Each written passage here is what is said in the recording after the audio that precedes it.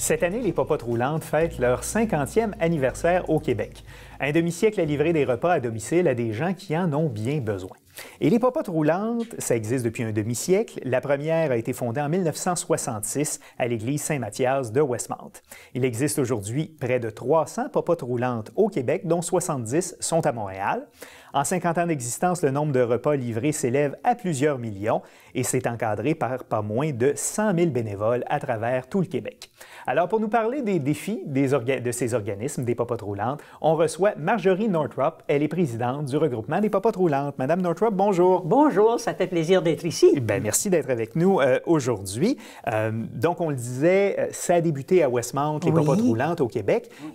Quelle était l'idée derrière les Popotes roulantes? C'est une idée qui est née après la Deuxième Guerre mondiale en Angleterre, parce que durant la Deuxième Guerre mondiale, il y avait des camions mobiles qui nourrissaient les gens du East End de Londres, qu'on avait rapatriés en campagne, mais ils n'aimaient pas la campagne. Ils sont venus, ils subissaient les bombes, et on leur préparait des cantines mobiles pour leur livrer des repas. Donc, après la guerre, Lady Reading, qui était en charge du Ladies Royal Voluntary Service, a décidé que ces cantines mobiles-là devaient servir à autre chose.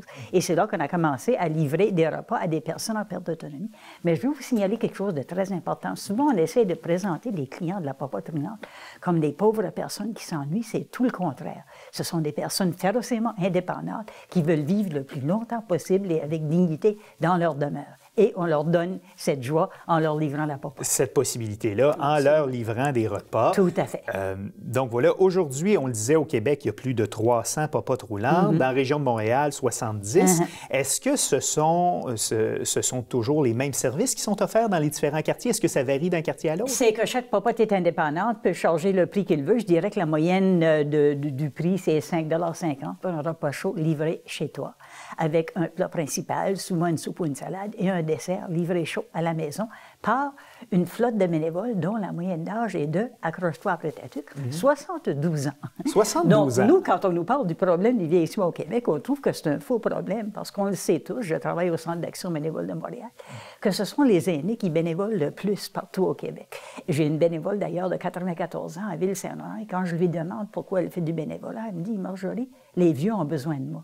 Imagine-toi, à 94 ans, de ne pas se trouver vieux. Pourquoi? Parce que tu demeures actif dans ta communauté. Voilà. Tu sers à quelque chose. Un très beau modèle, en effet. Tout à fait. Il y a des besoins, évidemment. Bon, les gens qui bénéficient des popotes roulantes, ce sont souvent des gens plus âgés, en perte d'autonomie. En perte d'autonomie, c'est ça, mais qui veulent demeurer le plus longtemps possible, comme j'ai dit, avec dignité dans leur demeure. Donc, ça leur donne un petit coup de pouce devant un repas chaud, ça leur donne de l'énergie pour préparer leur prochain repas. Malheureusement, ma moyenne de livraison, si je regarde Montréal, est de 2,5 jours par semaine. J'aimerais que ce soit à 5 jours. Beaucoup des popotes roulantes ne reçoivent aucun argent du gouvernement. Ce sont ce qu'on appelle des popotes artisanales qui fonctionnent uniquement avec des bénévoles. C'est absolument génial. Et c'est aussi une formule gagnant-gagnant parce que, tu sais, le bénévolat, ça garde jeune. Les gens qui prennent leur retraite, qui font rien, qui regardent les soaps, qu'est-ce qu'ils font? Ça dégénère. Il y a une expression en anglais que je traduis « if you don't use it, you lose it », qui ne s'en sert le père. La personne qui fait du bénévolat après la retraite, qui court les pavés, qui monte les escaliers de Montréal en plein hiver pour livrer les repas, ils restent jeunes, ils ont quelque chose à raconter à leurs enfants, ils demeurent actifs, ils se font de nouveaux amis qui partagent les mêmes valeurs sociales qu'eux. Mais il y a aussi des jeunes, il y a la popote de Centropole roulant ici à Montréal, qui est composée presque uniquement de jeunes, où on fait du bénévolat familial aussi. Comme tu vois, j'adore ma cause. Voilà, qui sont situés près de l'avenue des Pins, là, sur le plateau Mont-Royal. Vous disiez, c'est gagnant pour les bénévoles, c'est gagnant évidemment pour les bénéficiaires.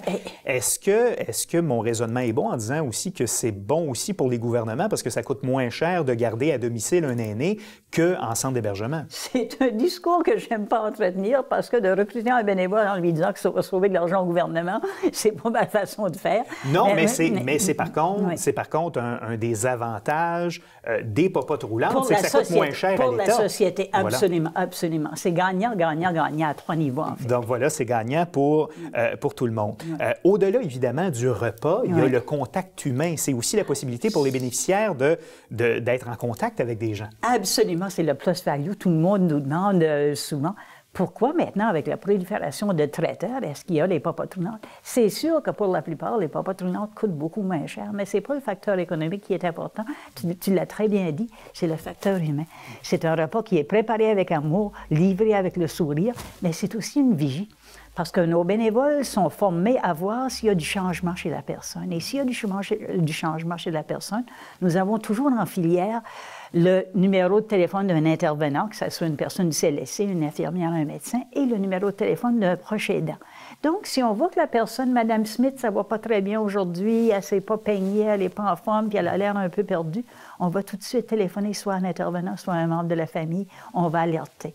Et malheureusement, on trouve parfois des gens qui sont tombés ou même qui ont eu des accidents, donc c'est une vigie. Voilà, donc ça permet aussi de s'assurer si c'est la livraison, admettons, tous les 2 jours oui. et que la personne ne répond pas au domicile. C'est ça. Ben, c'est un signal d'alerte pour vous de dire on va faire venir quelqu'un. Absolument. Souvent, d'ailleurs, on doit appeler les forces policières. Ils sont très coopératifs. On leur dit, écoutez, c'est peut-être rien. Peut-être que madame a oublié de nous dire qu'elle est à l'hôpital.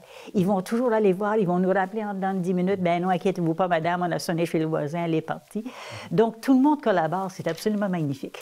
Compte tenu du fait que vous avez, peu ou pas de subventions gouvernementales, qu'il y a énormément d'aînés et de gens à desservir, j'imagine que c'est un défi de tous les jours que de devoir composer des repas à faible coût qui sont nourrissants, qui sont nutritifs. Absolument. Il y a beaucoup des organismes qui travaillent avec des professionnels qui ont des denrées, par exemple, de Moisson Montréal. Donc, ils bâtissent leur menu à partir des dons qu'ils reçoivent de Moisson Montréal. Donc, ils sont capables de préparer des repas nourrissants. Mais vous savez, on triche un peu. Parfois, on va faire des desserts un peu très sucrés, qui ne sont pas nécessairement ce qu'il y a de meilleur pour la santé. Mais vous savez, quand vous avez 85 ans, vous ne sortez pas souvent, un beau petit pudding chômeur, ça fait du bien au moral et au corps et à l'âme aussi. Bien, c'est sûr. Puis d'avoir un petit peu de sucré, c'est toujours plaisant. On est politiquement incorrect parfois et on l'avoue. Voilà. En terminant, il nous reste peu de temps. Si des gens souhaitent s'impliquer dans la popote roulante de leur quartier, vous avez un site Internet qu'on peut consulter? Nous ouvrons les bras. On accueille les bénévoles de tous âges. Si vous faites du travail shift work en français, du travail... Oui, sur des horaires variables. Sur des horaires variables, téléphonez-nous. Il y a des popotes qui accueillent tout le monde. On a même une livraison de popote roulante à Rosemont qui se fait en bicyclette tandem avec un voyant et un non-voyant. Ah. Donc, le non-voyant va aller porter la popote à la personne. On a des façons innovatrices. On livre à bicyclette. Dans le Grand Nord québécois, on livre en skidoo. Ah, aussi, en motoneige. Oui, tout à fait. Motoneige. Oui. Donc, à quel numéro on peut vous joindre? Donc, vous pouvez téléphoner pour Montréal au Centre d'action bénévole 514-842-3351 ou vous pouvez aller sur le site web du regroupement des popotes roulantes. Ça s'appelle PRASAB. Si vous allez si vous faites sur Google PRASAB, vous allez trouver le regroupement des popotes roulantes du Québec. Et il y a un outil qui s'appelle Trouver une popote près de chez vous, qui va vous dire où téléphoner. D'accord. Bien, on ira visiter ça. Marjorie Northrup. Je vous invite. Donc, du regroupement des popotes roulantes. Merci d'avoir été là. Merci de nous avoir accueillis.